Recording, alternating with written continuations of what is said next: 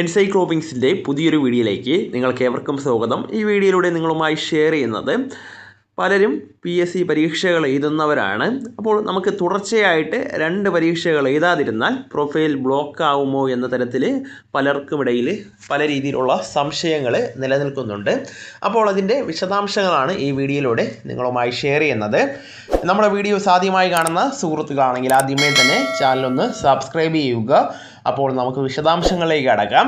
അപേക്ഷാ സമർപ്പണം പൂർത്തിയായി 1-2 വർഷത്തിനകമാണ് ഭൂരിഭാഗം തസ്തികകളും പരീക്ഷ നിശ്ചയിക്കുന്നത്. അപ്പോഴേക്കും ചില ഉദ്യോഗാർത്ഥികൾക്ക് പരീക്ഷ എഴുതാൻ പറ്റാത്ത സാഹചര്യം ഉണ്ടാകാറുണ്ട്. ഇതുകൂടാതെ അപേക്ഷിച്ച ശേഷം പരീക്ഷയ്ക്ക് ഹാജരാകാത്തവരുടെ എണ്ണം വർദ്ധിച്ചു വരികയാണ്. ഈ സാഹചര്യത്തിലാണ് 2-3 പരീക്ഷകൾ തുടർച്ചയായിട്ട് എഴുതാത്ത ഉദ്യോഗാർത്ഥികളുടെ പ്രൊഫൈൽ ബ്ലോക്ക് ചെയ്യുന്നതുൾപ്പെടെയുള്ള നടപടികളിലേക്ക് പോവേണ്ടി വരുമെന്ന ആലോചന PSCയുടെ ഭാഗത്ത് നിന്ന് ഉണ്ടായത്. പിന്നീട് അപേക്ഷിച്ച ഉദ്യോഗാർത്ഥികൾ പരീക്ഷ എഴുതുമെന്ന ഒരു ദൃഢീകരണം നൽകുന്നതിലേക്കായി കൺഫർമേഷൻ നൽകുന്ന സമ്പ്രദായം കൊണ്ടുവരികയുണ്ടായി. ഇത് പരീക്ഷയുടെ ഏതാണ്ട് 3 മാസം മുമ്പ് നൽകുകയും ഇങ്ങനെ കൺഫർമേഷൻ നൽകിയവർക്ക് മാത്രമേ പ്രൊഫൈലിലൂടെ അഡ്മിഷൻ ടിക്കറ്റ് ഡൗൺലോഡ് ചെയ്തെടുത്ത് പരീക്ഷ എഴുതാനുള്ള സൗകര്യം PSC ഒരുക്കുകയുണ്ടായി. ഇതൊക്കെയാണെങ്കിലും കൺഫർമേഷൻ നൽകിയവരിൽ വലിയൊരു വിഭാഗം ഇപ്പോഴും പരീക്ഷ എഴുതാതിരിക്കുന്നുണ്ട്.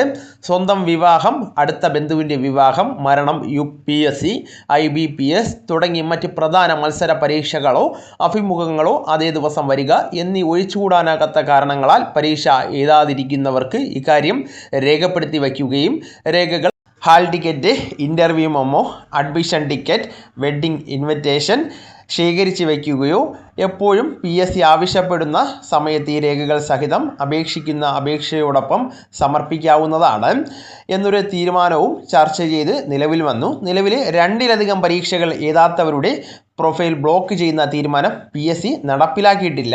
എന്നാൽ കൺഫർമേഷൻ നൽകിയ ശേഷം അകാരണമായിട്ട് പരീക്ഷ എഴുതാതിരിക്കുന്നത് വലിയ നഷ്ടം ഉണ്ടാവുകയാണ് നിലവിലിപ്പോൾ ചെയ്യുന്നത്.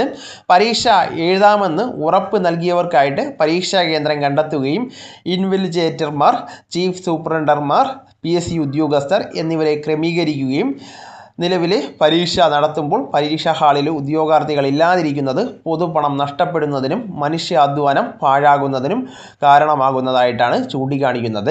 അതിനാൽ തന്നെ ഒഴിവാക്കാൻ കഴിയാത്ത ആവശ്യങ്ങളാണെങ്കിൽ മാത്രമേ പരീക്ഷ എഴുതാതിരിക്കേണ്ടതുള്ളൂ എന്നാണ് എല്ലാവരും ശ്രദ്ധിക്കേണ്ടത്. അപ്പോൾ ഈ വിവരം നിങ്ങളുടെ സുഹൃത്തുക്കളിലേക്കും മറ്റു ഗ്രൂപ്പുകളിലേക്കും കൂടെ ഷെയർ ചെയ്യുക. നമുക്ക് തുടർന്നും വിജ്ഞാനപരമായിട്ടുള്ള മറ്റു വീഡിയോസും ആനുകാലിക വിവരങ്ങളുമായിട്ട് വീണ്ടും കാണാം. അതുവരെ ഗുഡ് ബൈ.